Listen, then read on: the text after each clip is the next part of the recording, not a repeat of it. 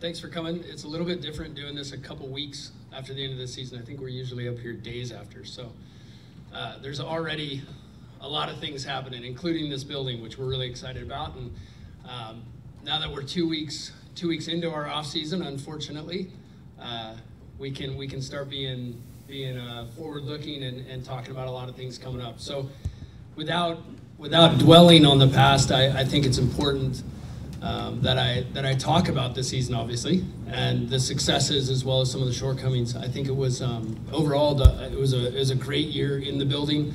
Great year in terms of culture, in terms of building with the staff, Brian and the coaching staff making some really difficult decisions throughout the year, but leading our team to, across the board, top 3 statistically in almost every defensive category you can measure. So a wildly successful year on that side of the ball. Attacking wise, obviously we struggled to put the ball in the net at times, but again, statistically fell right in the middle of the league itself. So not too far off from tucking 1 or 2 more into the net and making it look, making the bow shine a little bit better on the gift. But really a positive year in terms of what we started on January 5th. All the way back then, before the trip to Morocco, and all the way through. Couldn't be. I could have been 2 weeks more pleased as a GM. But in my first year, this was really a pleasant experience and a wonderfully positive one. And moving forward, obviously, we'll get into all this stuff. I'm sure you guys have 1 or 2 questions for us, but I'll kick it over to Brian. Okay, thanks. Welcome, everybody. I'll start by saying I want to thank Craig publicly. Working with Craig has been tremendous. I think there was a couple of rough patches mid-season, and I felt supported. So I thought that was really good for the coaching staff to have support. Not that we haven't had it in years past, but it was just nice to have a calm voice sometimes in the heat of the battle. This building, the logos, everything, the 50-year anniversary, the rollout, the amount of work that people in this office did to get us to this point, this jumping off point, I think deserves a lot of credit. I love the new logos, and I'm old school, but I love the new logos.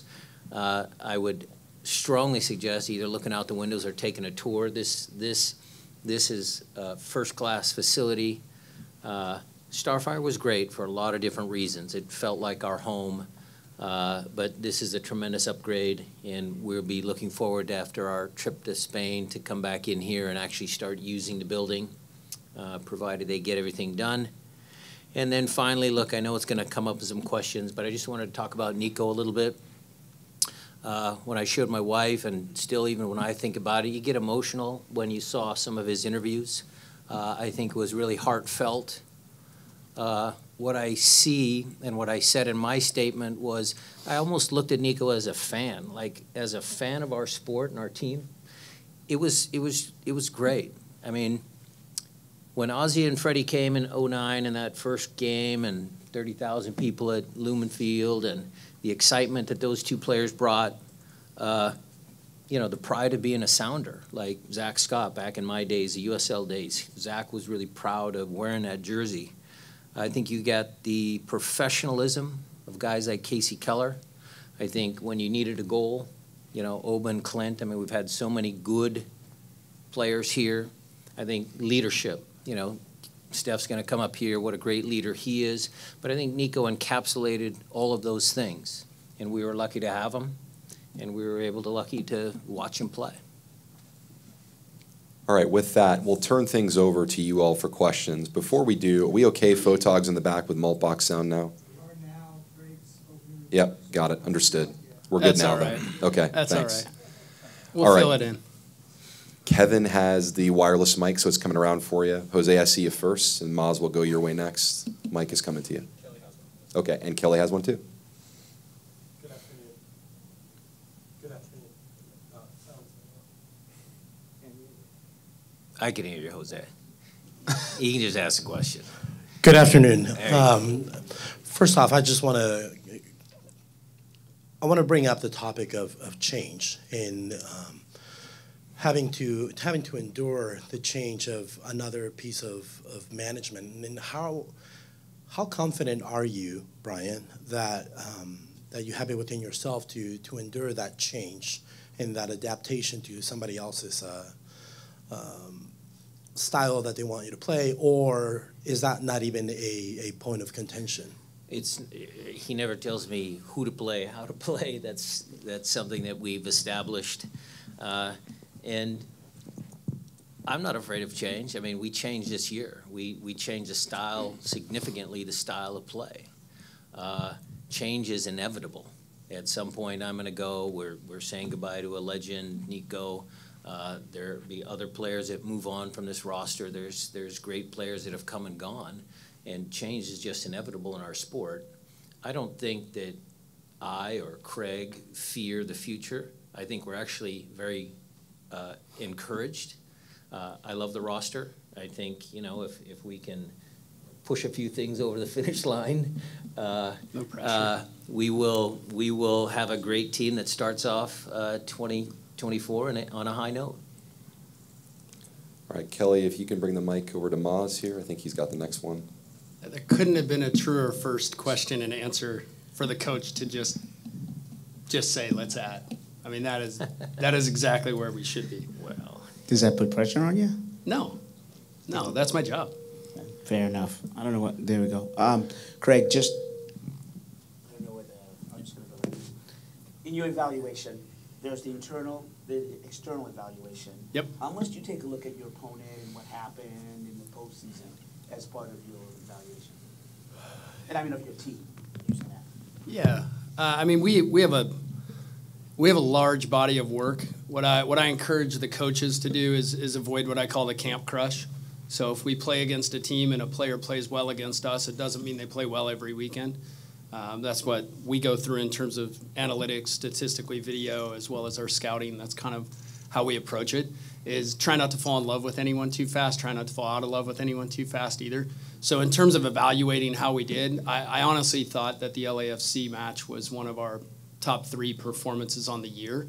If I take that just in a bubble, I think I'll probably not evaluate the entirety of the season correctly.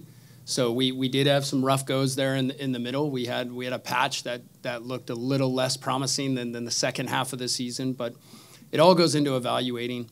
A lot of decisions are made weeks before the end of the season and the end of in terms of that curtain call. So we, out of respect to our players, we try to make a lot of these decisions earlier than that to communicate that to them and treat them as adults and give them the information that we're willing to share and able to share with them so that they can, approach their job and their life the right way. So we evaluate all throughout the season, but it's ongoing, and it overlaps with the first question of I think of it less as change and just natural evolution. Every year we're going to have a graduating class, if you will. Every year we're going to look different. Every year, if we're doing our jobs the right way, we should lose staff members. We should at least have staff members being interviewed like Freddie Juarez. And that should be and is one of our goals, the two of us sitting here, is to not only do the job on the field for the fans and for the city, but do the job for everyone in this organization, which means get them to the abilities and promote them to get better opportunities if we can't present them here on an annual basis. Right. On the topic of evolution, that spell that you had there, what did you learn? the good one or the bad one? The second half of the season? Okay, all right. And obviously, the backing of the front office is huge for a coach. But what did you learn about yourself, and what evolutionary process did you go through? Well, I think you learn little things throughout seasons. Interesting question, because I think I'm consistent. I don't have too many highs, too many lows. I think I'm pretty straight across. I think that allows you to look at things without, any sort of drama or any sort of, oh my God, he's the best player besides Messi.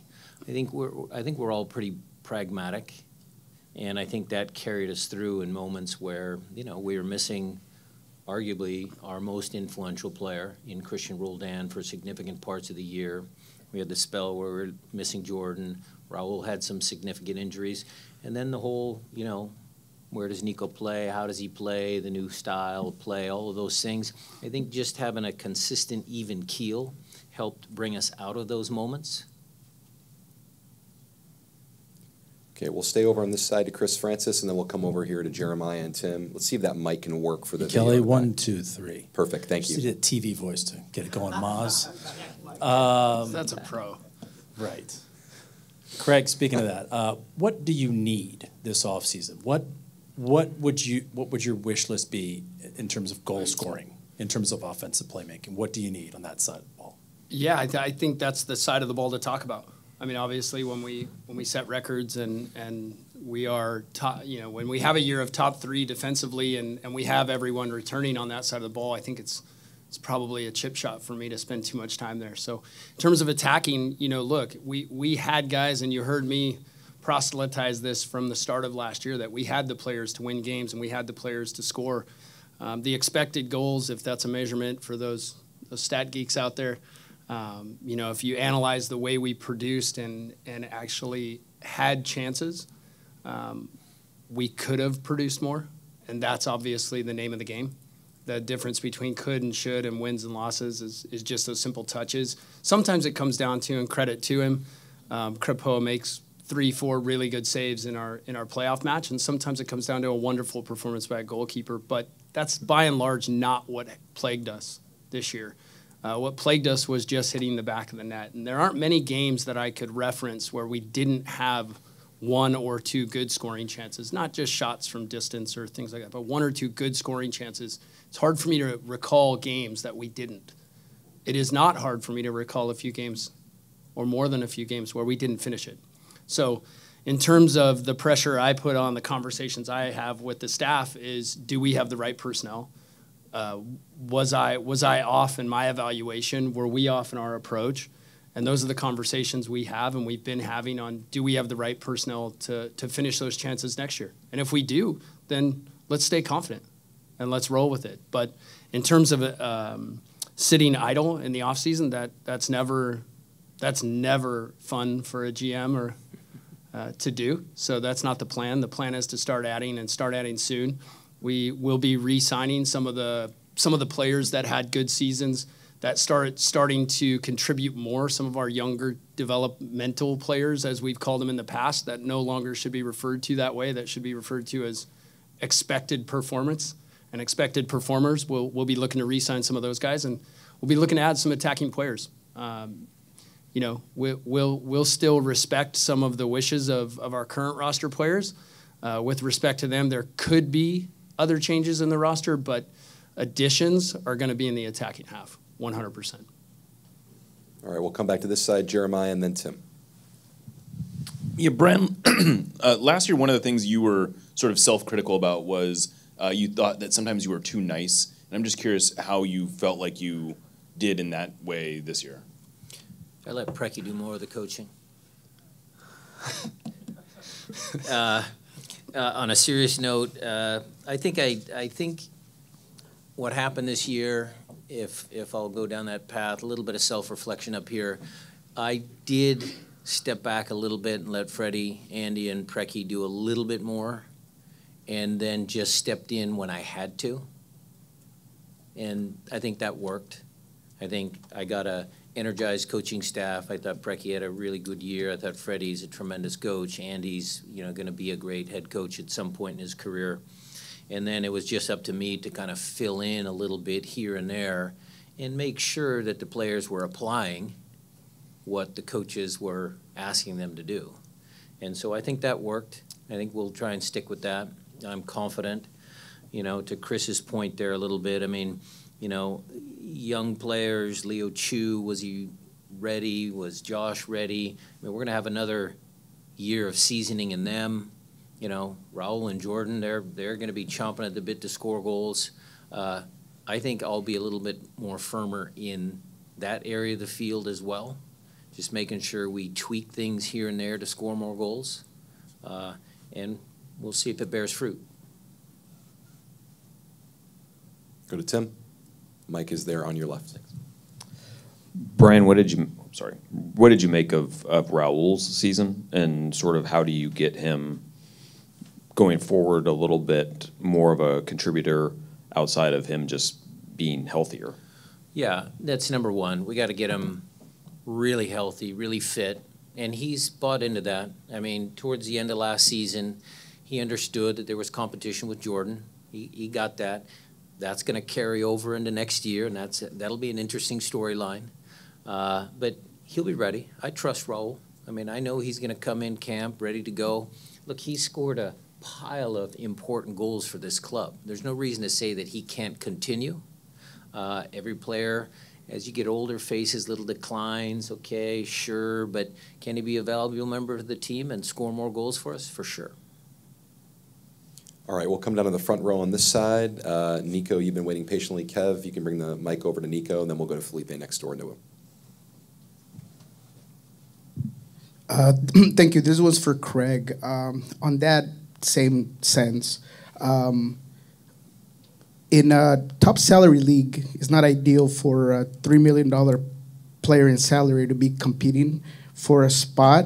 How do you approach this season with Raul, knowing his salary and how important it is to get those resources in the right way, and still, like Brian said, not telling how to coach or who to put? What's that balance, and how do you approach that this season? Yeah, well, I mean, for starters, Brian's not lying.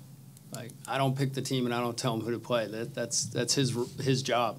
And so, in terms of building the roster, that's my job.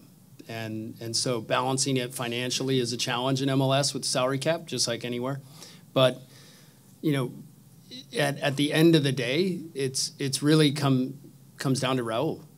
You know, the challenge when he was walking out of the building is next year needs to be different.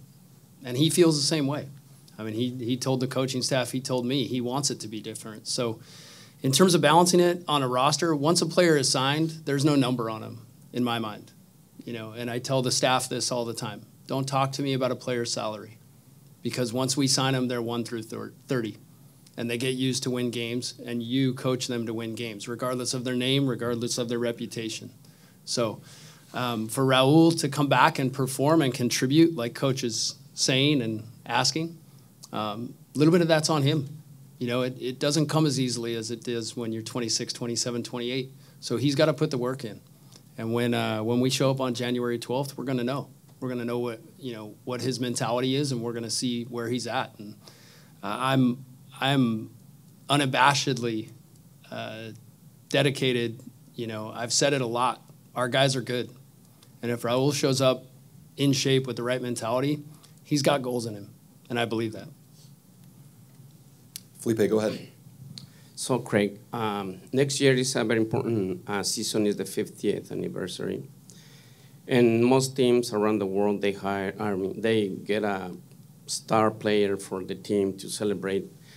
Is that the case for the Seattle Sounders, to do anything in the team getting a player to celebrate, or it's just gonna? Well, we're gonna celebrate all year. I mean, if I hear March to the 50th 5,000 more times by the end of next week, it won't surprise me. That phrase is ingrained into my head at this point. And there's a lot planned for it. In terms of the way we build our roster, I have to admit, I'm not going to go out of my way to name anyone a 50th anniversary signing or celebrate anyone as greater than the good of our team.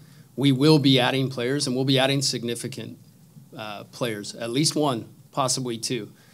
This year, one of our decisions we're going to have to make financially is whether or not we hold on to some of our resources for the summer to reinforce wherever we need to come the summer, which has been something we've been challenged with over the last several years. And so there will be additions, and there's a lot of excitement, and it's probably not very long until we're able to announce one of those. And in terms of providing those players to our coaching staff, you know, I like to be able to walk in and tell them we've added another good player, and your decisions just got tougher. And, you know, I joke with Brian and the coaches all the time that if they complain about having too many good players to choose from, I sleep well. All right, we'll come back to this side of the room to Jada. Mike is coming your way. On your right, Jada. Thanks. Wanted to kind of extend on that, Craig, with players. What can you say about any of the reports out of Argentina about I was wondering when we were going to Pedro? get here. Excuse me? I was wondering when we were going to get here. Yeah, let's get here. I want to talk Man, a little you bit guys specifics. took a long runway. Look, there's a lot of good players. We're currently in discussions with 3 really impactful players, 2 in South America and 1 across in Europe. And it's a matter of which one of these players commits to us and convinces us in the end that they're the right person for us. But we're in the end stage discussion with 3 different players. And I guess they can consider that the pressure they need to make their decision, because those decisions are going to go away real quickly. Because on our end, we believe that we're an important club. We're going to play in the Club World Cup, and we're the only MLS team qualified for that. We're going to do our best to win some trophies next year as well. We're convinced that we have the ability to, with adding any of these 3. And so the reports you hear out of specifically Argentina are not entirely false. And we'll see how quickly the finish line comes. And you won't name the other 2? Well, I told you where they're Okay. generally from. Okay, got that. And then Brian, I you guess had social media will probably tell you the rest. Yeah. Brian, you had mentioned Spain. Can you describe a little bit more or share a little bit more about what the framework of the off-season will look like for Sure. the team? So the players have all been sent home with their off-season workouts. There'll be a couple of guys that will be involved in the January camp. We'll report back mid-January for physicals. We'll spend a couple of days either here or at Starfire, depending on how complete the building is and the grass and some of those logistical details. We'll take a trip to Spain. And then when we come back from Spain, I'm assured, or hopefully I'm assured, that we will be able to open this building in a grand fashion when we come back from Spain and start some of the significant milestones for the 50-year anniversary of the club. Okay, go back to Tim here, and then Owen, I see you and Nico down there. Craig, you mentioned 3 players. Do you think you can sign all 3 players, or is this a 3 guys for 2 spots, 3 guys for 1 spot kind of thing? How much pressure do I want to put on them? It's 3 guys for 1 spot. We're pretty deep in the conversation with all 3. And so part of this comes down to the crossing the T's and dotting the I's, if you will, and making sure that all 3 of them work. But we're well down the road. And so very confident we're getting there. And we'll have some things to talk about really soon. But that's 3 guys in one particular position. That doesn't add up to everything we're looking at doing. And so we're pretty active in terms of across MLS. Now that the league is as big as it is, there's more opportunities. Whether or not they make sense, we were one of very few clubs in the league this year to truly have multiple young, promising players step up and become what we're going to start calling expected performers, contributing players. And so there's a lot of conversations going on. Not a lot that I'm really wanting to participate in terms of exit strategies, but we're looking at multiple positions because the goal is to make sure we have resources to continue to make the team better and continue to make it deeper. And frankly, my goal is to make sure that our coaches don't sleep well at night because they have to make tough decisions on a weekly basis. So until I get there, we'll be working on depth and we'll be working on bringing in guys that can impact our team right now. All right, we'll take 2 more down here, and I've seen others. No worries, we'll get to them. We're going to take 2 more down here, then we're going to welcome Steph Frei in. We can pick things up when he gets up here, but for now, we'll go to Nico and then Owen. So going back to the discussion of the 2023 season, Brian, I asked you this question a little earlier in the season, but both of you could answer this. I'd love to get both of your takes. If you're to give the entire 2023 season a letter grade as a whole, I was wondering what that would be, given the bad spells and the good spells of the season. So you want like an A, B, C, D, E, F, something like that. Something like that. Yeah. I think it's a little unfair. You think each season, is successful based on certain factors, certainly the biggest one being MLS Cup. You know, still it's America, playoffs, MLS Cup, Super Bowl. I think that's it, and we fell short of that goal. Were we close? Yes. I think we were a bad bounce, a better shot, a better, less of a save away from getting into a conference final again, which was one game away from MLS Cup. But we had some certain improvements, I would say, out of certain players. I think we changed the way we played, which I would give the coaching staff a passing grade. So overall, high marks, but fell short. I don't know about a letter grade. I know that nobody wakes up in the morning and says bitter tastes good. And so getting close and not quite there is obviously something that a lot of teams experience. Only one doesn't in each competition. So it's challenging to be at a club that our expectations to win. We're not using this offseason to rebuild. We're using this offseason to load up and come back for trophies. You know, this was a year we didn't win a trophy, and I think when Steph gets up here, he may repeat, might be the one year we didn't play for one, and in a long time. And so that's not the goal. The goal is to get there, and we do it together. We don't call each other out. We walk shoulder to shoulder, and we take our lumps together, man. The middle of the season wasn't fun for either of us, but that's why we have to sit and look each other in the eye. And sometimes it's me calling out things I see, and sometimes it's Brian calling out what he sees. But we think we're getting the ship righted. And to be honest, if we get some of these moves done, we're going to come in flying with confidence, and trophies will be the expectation, And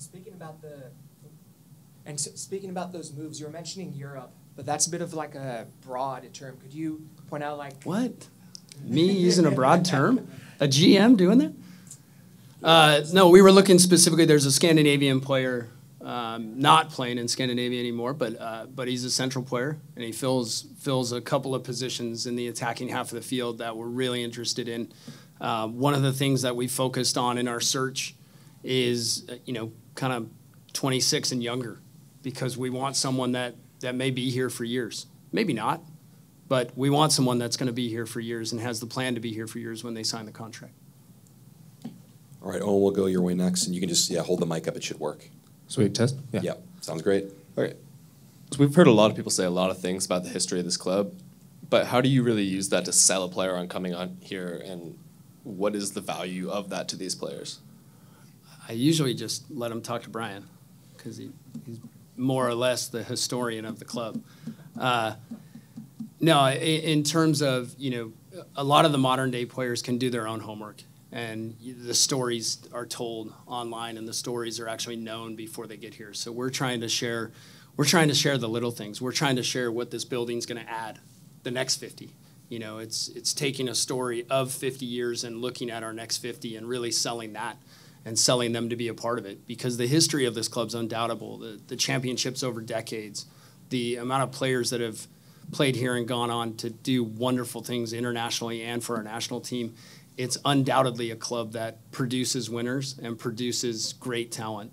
And so selling the history isn't as hard as getting a player to envision themselves here and being on these walls downstairs in these really intimate parts of our new facility, and getting and earning the chance to get themselves, their name, their likeness, their image on those walls. We've got spaces down there that are going to be dedicated to legends, and that's what we're focused on. We want every player to be here and become part of that legend. Oh, and let me piggyback a little bit on that question, because it has some relevance with Nico's departure. Yep. I think there's been a lot of players that talk about our franchise. I mean, look, the city's a great place to live. I mean, you got the mountains, you got the sound, you got this new facility, everybody's excited. That's an easy thing to put out there. Players do their homework. They see the stands full of people at Lumen Field, 40,000 people. But players talk about our club as well. And so that's why it's important how you onboard a player and how a player leaves the club. Because Nico will go out and say, yeah, I had a great time in my years in Seattle. Yes, it didn't work out, but I loved the city and I love the fans.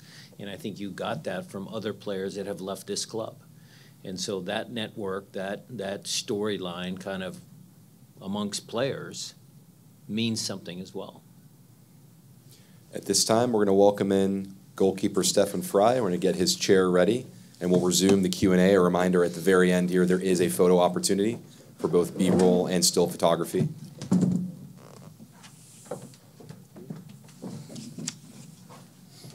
Thank you. Hey, Steph. Got another mic coming. All right. Okay. Another hot mic coming. Down in the middle. Go ahead, put that in front of yourself first. There you go. Now you guys know why I had to be reserved in my answers. All right, Steph, we'll turn it over to you for some introductory remarks, if you're comfortable with that still, and then we'll open up for questions again. Sure. Hello, everybody. Happy to be here. Happy, obviously, to have signed an extension with the Sounders.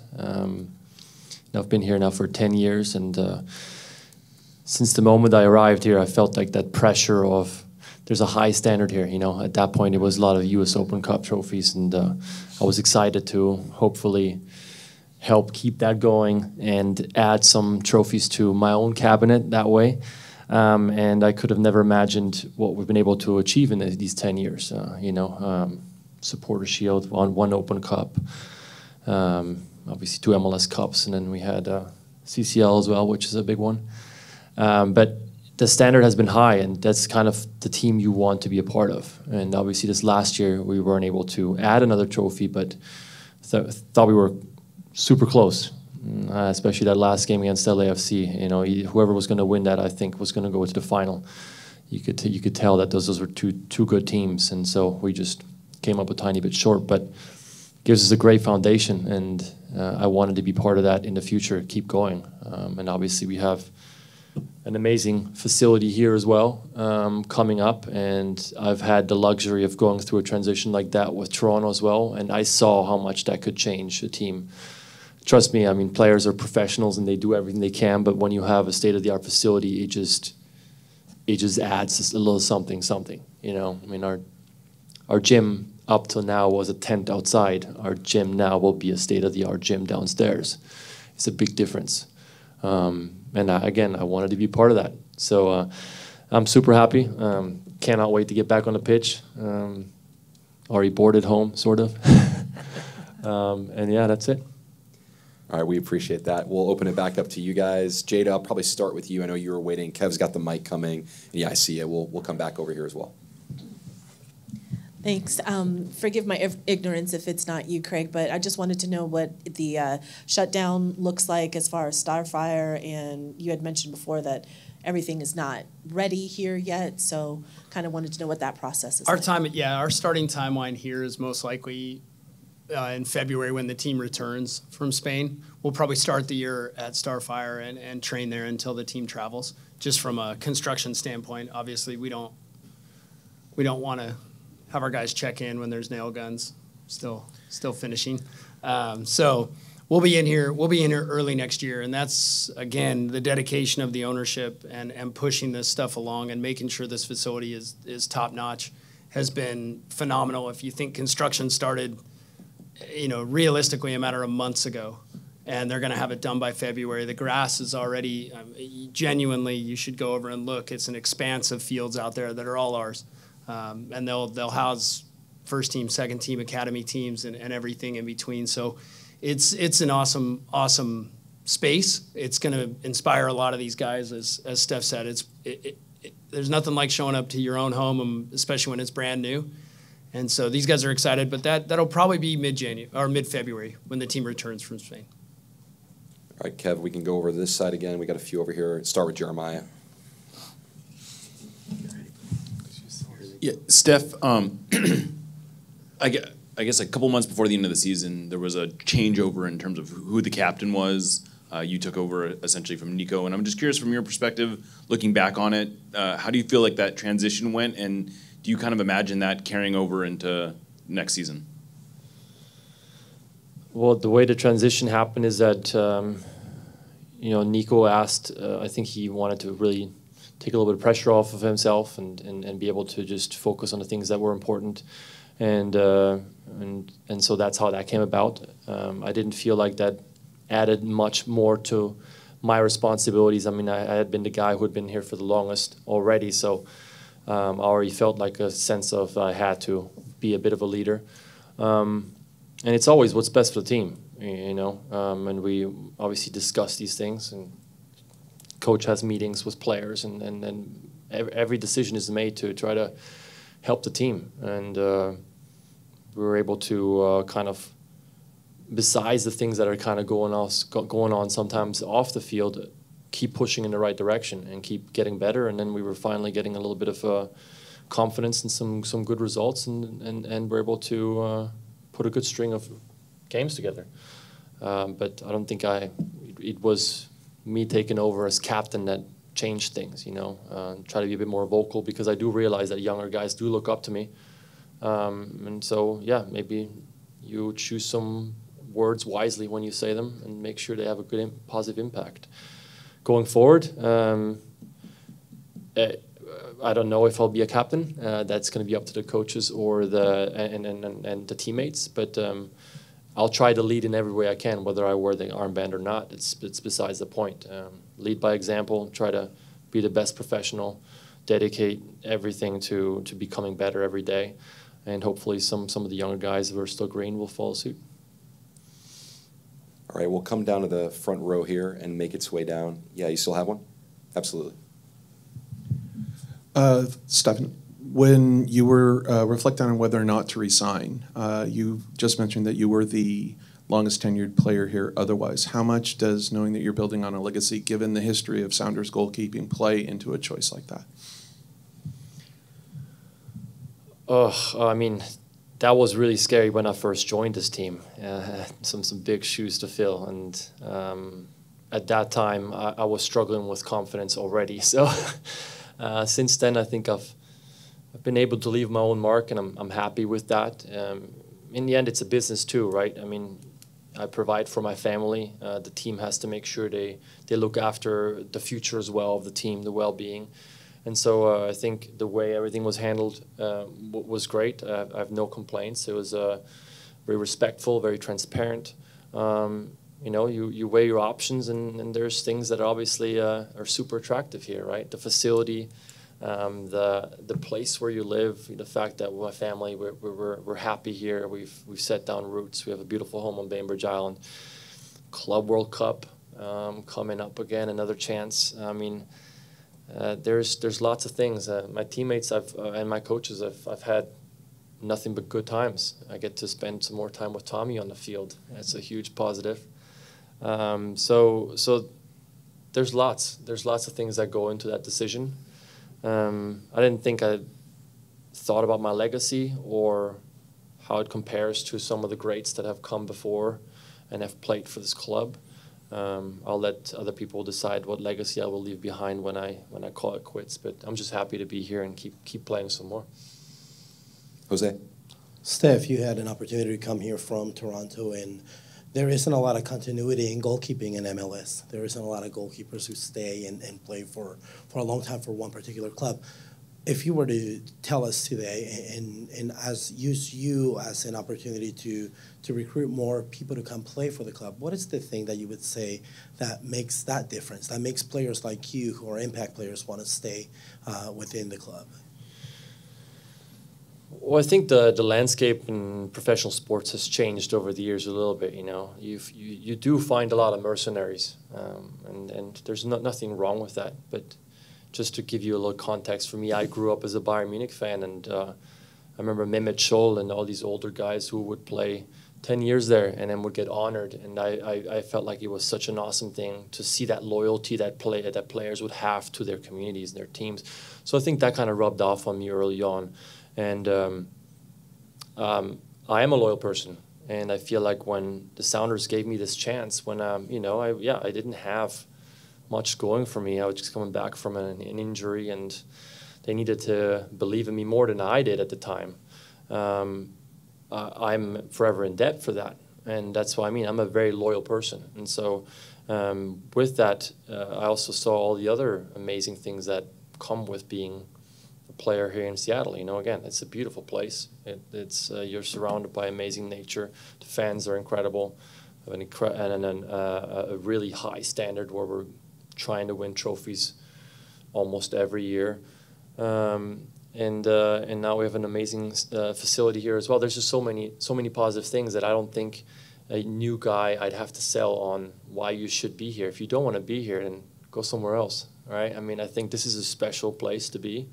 And inside the locker room too, we try to create a level where everybody's comfortable and feels like everybody gets along and nobody's excluded, and everybody should want to be there when they become part of the squad. Felipe, do you still have one? Okay, Mike's coming down.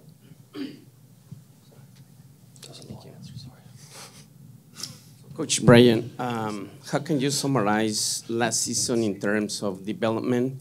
The guys that started, the younger guys, and I mean, there were players like Jackson and Reagan that solidified in the defense, and other players.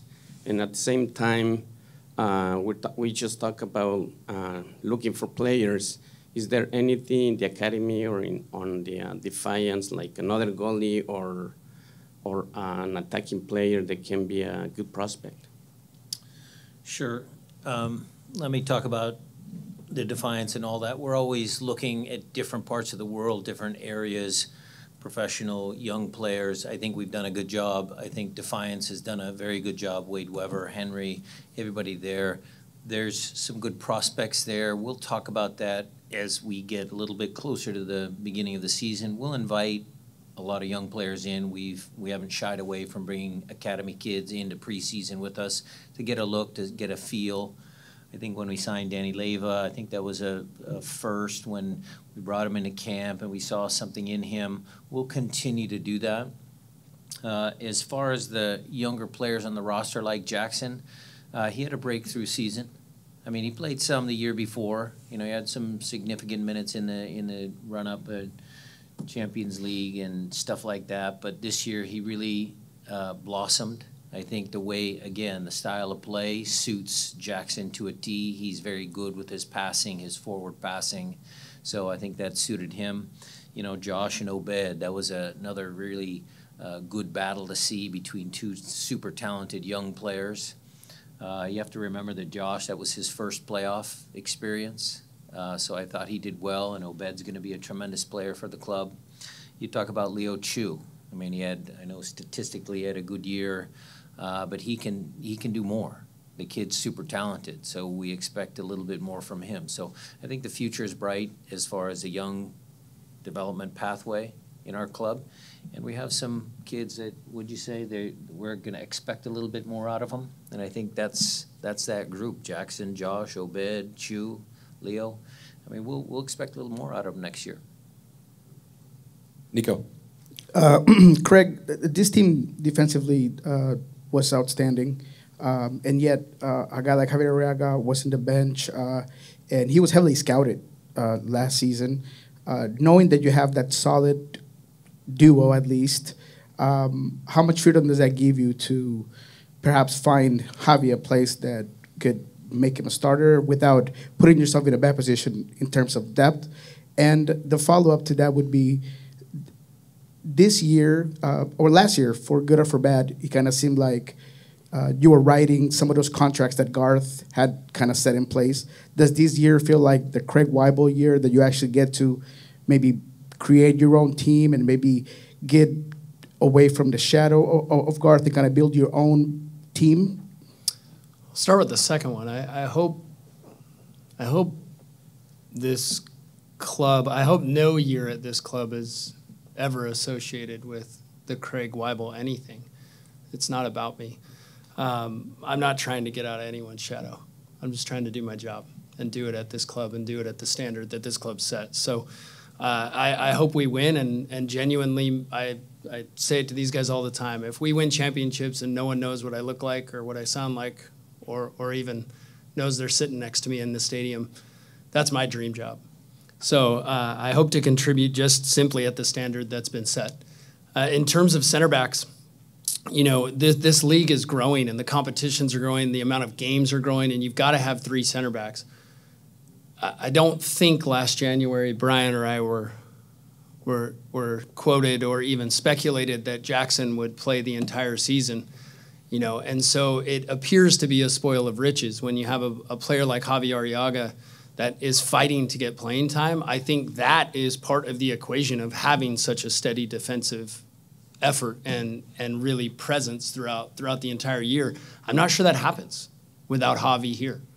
And I think depth matters. I think challenges matter. And I think Yamar and Jackson both knew the entire year there's a guy that has won championships for this club, big championships for this club as a starter, and is ready to come in. So that's kind of the idea behind each position. If we can have that type of pressure and that type of decision, that's wonderful as the Sounders. In terms of him individually, he's a great human being. He's really, he did his job amazingly well this year. It's not easy to show up and work as hard as he did day after day. And it's even more rare to watch a 10.5-month season play out with neither Jackson or Yamar picking up an injury that was more than 2 days at a time. So I compliment Javi on his work rate and work effort. He's a very desirable center back. He's a really desirable center back for us. And there have been a couple teams that have reached out, but they've reached out under the wrong pretense. They've reached out thinking we don't want him. And if someone wants him, they're going to have to come for him with a real offer, because we're really happy with him. And we know he can win championships in this league. So it doesn't mean he's going to be here forever, because we do respect our players, and Javi wants to play week in and week out. But I'm not going to move him anywhere that isn't guaranteeing that type of effort and energy back invested into him after what he's provided us. We'll take a couple more before the photo op here. Paulo, I think I saw you waiting. Kev, if you could get the mic over to him. Coach, when we look back in how many substitutions you have during the games and how many you could have, and in some positions you have 3-4 options for that specific spot, but in others you didn't have a lot of competition. So looking back for this season, how you think that you could change for the next one in terms of bringing more compete to the guys in the team? Well, I think Craig's answered it in many different ways. I'll try and summarize it. The club is always looking to have competition at each spot, at each position. I would say that this club has done a great job in winter windows and summer windows. It's never been afraid to spend money when it's needed. Some of our midsummer signings have worked out very well. Some of our winter signings have worked well. Some of the young players have come up and put pressure. Again, back to this season, Obed and Josh put pressure on me and the coaching staff to move a senior player maybe out of the lineup. So I think we do have competition within the squad. I think how Craig builds the roster and we keep or add depth pieces will be critical. Craig is correct. It was a long season. Maybe we didn't play as many games. There was an early exit in one of the summer competitions. But, we're going to plan to build a roster that can withstand the rigors of an MLS season. And then, knock on wood, hopefully we'll keep the injuries to a minimum and that competition will drive results. All right, Maz, I think you're going to have the final word here before we break down for the shot. Go ahead. Steph, this is more of a technical question. I didn't get one in today, so I'll ask you. Just in terms of the back line, you guys are in the top 3 in terms of stopping shots, right? What do you make of the change and what you all were able to do from attacking from your wingbacks? Just how they evolved from the beginning of the season to the end, and how that bodes well for next season. Yeah, the game has changed drastically for wingbacks over the last few years.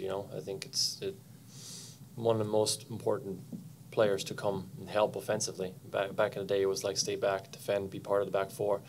Alex is, especially when his brother is on that side too.